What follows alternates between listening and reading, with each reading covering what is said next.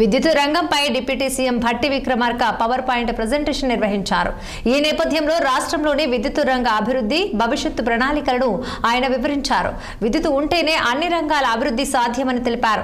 రాష్ట్ర విభజన తర్వాత విద్యుత్ డిమాండ్ మరింత పెరుగుతూ వస్తోందని, కాంగ్రెస్ ప్రభుత్వం అధికారంలోకి వచ్చాక ఒక్కసారిగా 10% విద్యుత్ డిమాండ్ పెరిగిందని అన్నారు. రాష్ట్రంలోని విద్యుత్ అవసరాలను తీర్చేందుకు పూర్తి ప్రణాళిక సిద్ధం చేశామన్నారు. సీఎం రేవంత్ కేబినెట్ సహచరులందరి సమ్మతితోనే నిర్ణయాలు తీసుకున్నామని తెలిపారు. తెలంగాణను 2047 నాటికి $3 ట్రిలియన్ ఎకానమీగా మార్చడమే లక్ష్యమని భట్టి విక్రమార్క తెలిపారు. విద్యుత్ రంగంలో ఇక 2030 వరకు 50%, 2070 వరకు పూర్తిగా గ్రీన్ ఎనర్జీ వినియోగం అవ్వాలని పారిస్ అగ్రిమెంట్ సూచిస్తుందని తెలిపారు.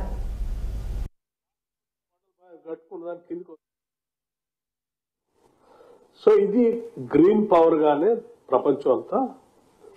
దీంట్లో ఎవరు ముందు ఉన్నారా? మరి ఇక్కడ మనకు మంచి అనుకూలమైన అవకాశాలు ఉన్నాయి. గత 10 ఏళ్ళు ఎందుకు ప్లాన్ చేసుకోవాలి. కానీ పక్కన ఉన్న ఆంధ్రప్రదేశ్ లో మాత్రం రాయలసీమలో మళ్ళానే కొండల గుట్లు ఉంటే ఆడ ఒకటి పెట్టుకుని పిన్నాపురం దగ్గర వాళ్ళు పంప్ స్టోరేజ్ ఆల్రెడీ పెట్టేసుకున్నారు. ఆ ప్రొడక్షన్ కూడా వచ్చేసింది.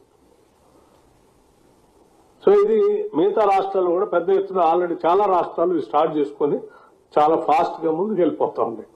బట్ వేరే తెలంగాణ స్టేట్ మాత్రం వీఆర్ బిహైండ్ ఫార్ ఇప్పటి వరకు స్టార్ట్. ఈ రెండు అత్యంత అవసరమైంది. ఎందుకంటే సోలార్ పవర్ తక్కువ ధరకు దొరుకుతుంది మిగతా థర్మల్ పవర్ పోల్చుకుంటే.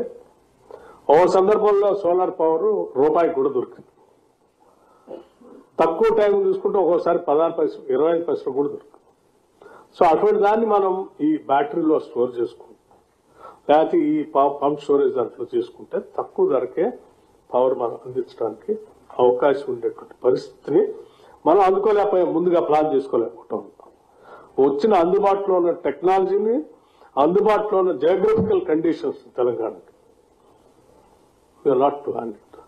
సో ఈ గవర్నమెంట్ వచ్చిన తర్వాత అసలు స్టేట్ లో ఎక్కడెక్కడ ఏ సైట్స్ అవకాశాలు ఉన్నాయో ఒక స్టడీ చేసి ఒక రిపోర్ట్ ఇవ్వని చెప్పి